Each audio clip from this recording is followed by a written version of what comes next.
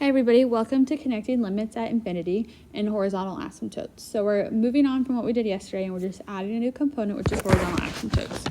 And so I want you guys to think for a second, what is different about this limit notation? I have two that were written out. What looks different about these? So maybe pause and think about this for a second. But what you might notice is we have infinities, but now we have x approaching infinity or x approaching negative infinity. And all of our other problems, x was always approaching a finite number, and the limit might have been infinity, but x was always approaching like 0 or 2 or negative 2. And so we are going to talk about limits at infinity today. So basically what's happening here is we're just being asked to find the limit of f of x as x grows without bound. You could also say as x approaches infinity, but I want you to know that if it's approaching infinity, it's growing without bound. It's never going to stop growing. The other one would be the limit of f of x as x grows without bound. You could say negatively or in the negative direction. Without bound in the negative direction. So that is what's happening now. The big difference is that our x is not approaching a finite number. It's just approaching like infinity or negative infinity. And because of that, limits can be used to tell us about the end behavior of f of x. And so a little bit of what we're going to do today has to do with finding the limit as we approach, has to do with a lot of things we did in pre-calc. So the key idea is if the limit exists as you approach infinity, or negative infinity, then f is said to have a horizontal asymptote of y equals r. So let me show you what I mean right here. So if you look at this function right here, we're going to call it f of x. If you guys notice, as we approach infinity, this function is getting really close to 5, but it's never crossing. So 5 is going to go right here. As we approach negative infinity, as we get closer and closer in the negative direction, we're also going to get 5. And then notice there's a dotted line, and so our horizontal asymptote is y equals 5. But basically our horizontal asymptote is the same as our limit values there. And so if you get a limit as you approach infinity or negative infinity and it comes out to be a finite number, that is automatically what your horizontal asymptote is. If it's ever going to actually just approach one value, that means that it's kind of getting smaller, it's getting closer and closer and closer, and that means an asymptote. Vice versa, here's a quadratic function, also called f of x. And as I approach infinity, or as I look at the end behavior, right, it's the same thing. As I approach infinity of this function, I'm just going to keep going up and up and up, and there's a little bit of a slant to it, but I'm not approaching one number. I'm just going up forever. So the limit as x approaches infinity of f of x is infinity. And as I approach negative infinity, my function is not just approaching one finite number, it's just going up and up and up forever, and so that also approaches infinity. And so notice on that graph, there is no horizontal asymptote. The limits as we approach infinity are also infinite. They're not finite numbers, and so there are none. And so that's how you would determine horizontal asymptotes if you're looking at the graph. It's fairly easy, just like it's fairly easy to identify a vertical asymptote. But what if we want to do this without a graph? What if we want to do this algebraically? So this is going to be a new concept. Maybe you went over it when you were in pre-calculus, but I'm not sure. But basically, we have three rational functions. Three rational functions are shown. Determine for which function the graph will have a horizontal asymptote. And so what we want to think about for these ones is we want to think about the limit as x approaches infinity, because if we just talked about how there is a connection between the limit as it approaches infinity and the horizontal asymptote. And if there is a limit as it approaches infinity or negative infinity, that means there's a horizontal asymptote. And so as you look at this function right here, if I'm approaching infinity, I'm essentially plugging in a really large number. I'm plugging in like 1,000,000, and then I'd be plugging in 1,000,000,000, and then 1,000,000,000,000. So if you look at these numerator values right here, one of these terms will grow significantly quicker than the other. If I plug in 1,000,000, 1 million squared is such a huge, large number versus 3 times a million is 3 million, but 1 million squared is a gigantic number. So 3 times a million, and then especially minus 28, these numbers are no longer significant anymore. And so basically what I'm going to do is I'm just going to kind of cancel them out and write x squared, because they're not significant when you put in a number like a million or a billion or a trillion. And then same on the bottom, we're going to get 2x squared, because if you have $2 billion and then you take away $14, you're literally never going to notice. And so I really quickly can just kind of cancel out the factors that the terms that won't make a big difference if I were to be putting in such a large number like a billion. So now I have the limit as x approaches infinity of x squared over 2x squared, and notice these are the same thing, and I can cancel them out. And so I have 1/2. And so the limit as x approaches infinity is 1/2. And so there is going to be a vertical asymptote at 1/2. If I were to go to negative infinity, there also could be a different horizontal asymptote or the same one. But it doesn't really matter right now because we know that this first function, does have a horizontal asymptote. And so as I look at these answers down here, I can cancel out b, because I know that the answer has to be a, c, or d, because I has to work. So the next one, we're going to do the same process. I'm going to start by approaching infinity. And same idea here, the term on the numerator that's going to drive this function, if I were to plug in a gigantic number, would be 3x cubed. X squared is not going to grow quite as quick, and so it's going to be insignificant when I start putting in really big numbers. And then on the denominator, I'd be left with x cubed, and these cancel out, and so the limit as x approaches infinity is going to be 3. And so that means that my answer can't be A anymore, so it could be C or it could be D. And then finally, let's do this last one. Same idea. What would drive the numerator would be x squared. And what would drive the denominator would be x. And that simplifies to just x. And so if I were to plug in a million there, I'd get a million. If I were to plug in a billion there, I'd get a billion. And so this is just, as we put bigger numbers in there, it's not going to one number like the other two were. It's just going to infinity. And so this answer is going to be C, because D actually does stop at some place.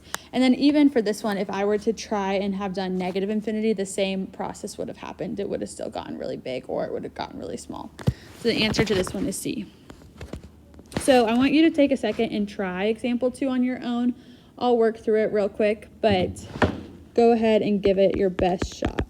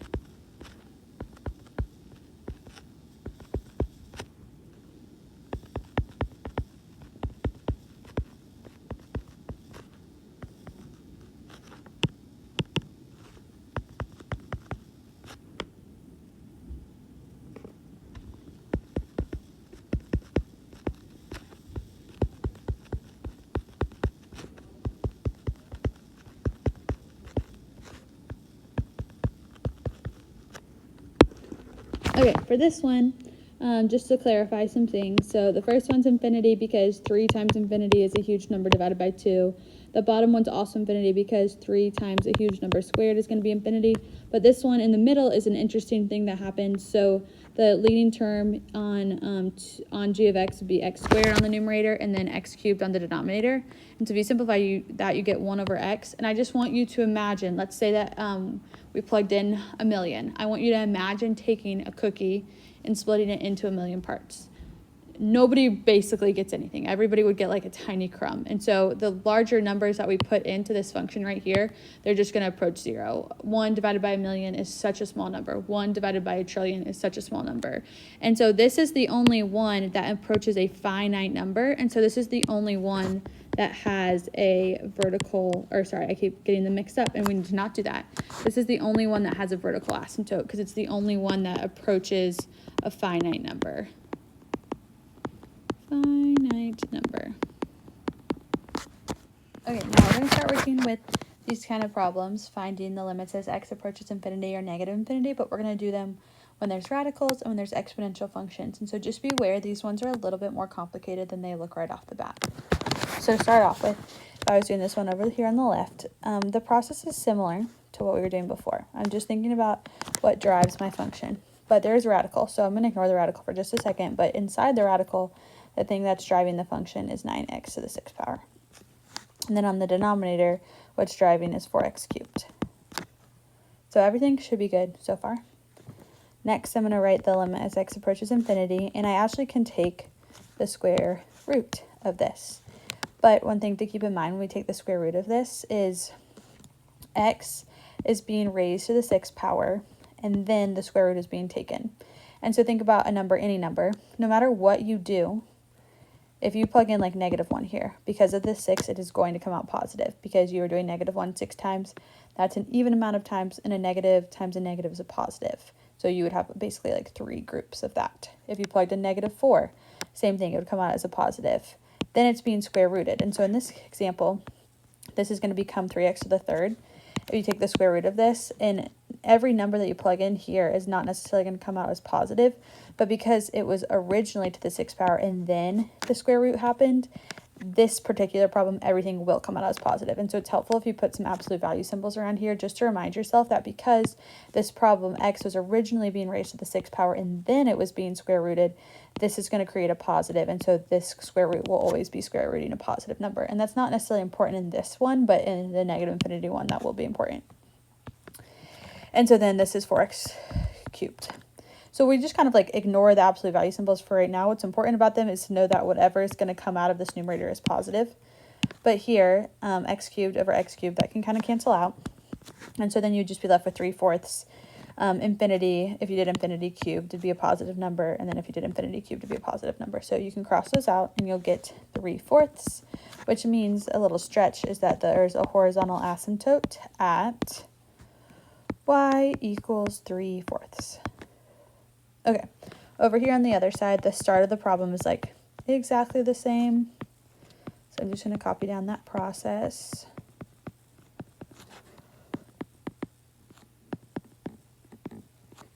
Okay, but the difference here is I need to be better about writing it in negative infinity instead of positive infinity. But when I put a negative infinity in here, negative infinity cubed would be a negative number, but we talked earlier that this numerator has to come out as a positive. So even when I cancel these out, which I will do, this is going to end up giving me a positive 3 on the top. But if you were to do a negative infinity down here cubed, it would take a negative number out. And so you would get a -4 on the bottom. So the x cubes would still cancel out, but whether they're negative or positive still follows along. And so this answer is going to be -3/4. And so you have a horizontal asymptote at y equals 3/4, but also at -3/4. And so these are the kind of problems where I'm saying like you just need to pay attention to detail a little bit more. You could easily see that you could easily think the answer is just 3/4, but remember negative cubed is a negative, except because of these absolute value symbols, it's not. Okay, next we're doing exponentials, and exponentials are, again, they're not normally weird when you're working with infinity. It's negative infinity that messes things up. So that's kind of a hint for you guys. Like, assume everything's kind of fine with positive infinity, but negative infinity things get messed up. So if I'm looking at the numerator here, 2 to the x power drives this equation. 2 to the x power grows quicker than 1. 1 doesn't actually grow at all. And then 5 to the x power is what's on the denominator.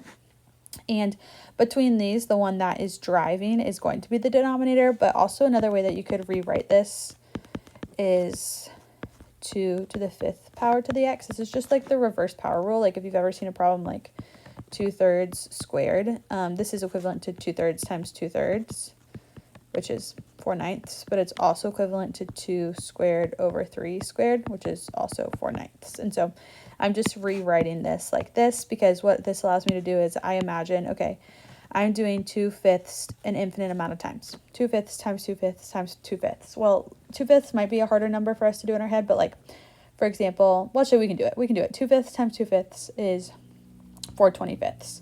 4/25 times 2/5 is 8/50. That number is getting smaller and smaller and smaller. And so that means that if we approach infinity with this number, we're going to approach 0. And so the horizontal asymptote is y equals 0. Let's see if finding the limit at negative infinity gives us another answer. So I want us to imagine for this one, things are different. It's not just what drives the function necessarily, because if I say what is 2 to the negative infinity power, that conceptually doesn't make as much sense to us. What I can do though is I can just go ahead and change this as a little trick. Change it to a positive infinity, and in exchange make this a negative x. And the reason I can do that is because plugging in infinity to a negative x is essentially the same as plugging in negative infinity to a positive x. I'm not taking away any negatives or anything. But the reason that is tricky is because 2 to the negative x power does not drive a function. That is not making a number bigger and bigger and bigger. I'm actually going to rewrite this as 1 over 2 to the x power plus 1. And then this is going to be 4 plus 1 to the 5 to the x power. Just, I guess, a reminder, 3 to the negative 2 power. This is one of the, I forget exactly which one this is called, but the negative exponent rule, I guess. So 3 to the negative 2 power is equivalent to 1 over 3 squared. So that's what happens here. Now imagine, okay, if I plug infinity into this part right here, that's going to go to 0. I'm doing 1 over 2 to the infinitely power, 1 over 2 to the millionth power is going to be such a big number, and if I do 1 divided by a million, I'm going to get a 0. And so that actually doesn't drive the function. That ends up going to 0. And then 1 gets to stay, 4 gets to stay, but 1/5 to the x power, if x is infinity, that's actually going to end up going to 0 too. So this ends up equaling 1/4. And so there's a horizontal asymptote at y equals 0 and 1/4. So there are 2 more problems. I want to see if you guys can try to do them yourself, but I'm going to work through them real quick for you guys if you need it. So anytime you're asked to find a horizontal asymptote like this question is asking, you need to check the limit as x goes to infinity and negative infinity. And so for this one, I know that this is going to clean up to be 4x to the 4th power over 7x squared. The square root of 4x to the 4th power is 2x to the squared. It's not as important for me to remember that that has to be the absolute value, because if you square something, that's automatically going to be positive. So I'm not going to write it. And so then this will give us 2/7. So 2/7 is one of our answers. So B is out, D is out, and C is out as well. So that means the answer is A. So we don't even really need to check any other ones because the answer is A. And I know that you can check it just to make sure. But when you're taking the AP test, don't do more work than you have to do. If you realize the answer can be A, just move on. Okay, again, try this one on your own, but I'm going to do it right now. So starting with e to the x. So again, these problems aren't that bad when it's infinity. It's a negative infinity that tricks us up a little bit. But the driving one on the numerator is e to the x. Denominator is 4 to the x power. E is a number that's pretty close to 2. So keep that in mind. So if I were to rewrite this as e to the 4th power, that's almost having e is close to 2, like I said. So it's almost like having 1/2, and 1/2 over and over and over again would give us 0. And so that means that there's a horizontal asymptote at x equals 0. So that means B is out, and we're down to 3 options. Now, let's do it as we approach negative infinity. So we're going to do the strategy I did last time, because it's hard for us to conceptualize what is something to the negative infinity power. So I'm going to change this so it's a problem as x approaches infinity, but in exchange, anywhere I saw an x, I'm going to make a minus x instead.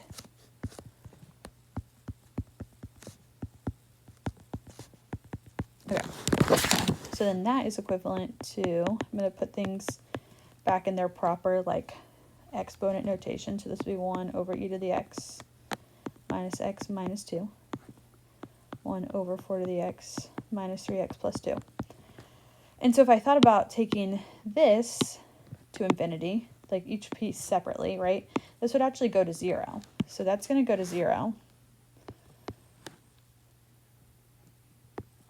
And then I'm going to just kind of keep writing things. I know that that part's going to go to 0. This 1 over 4 to the x power is also going to go to 0.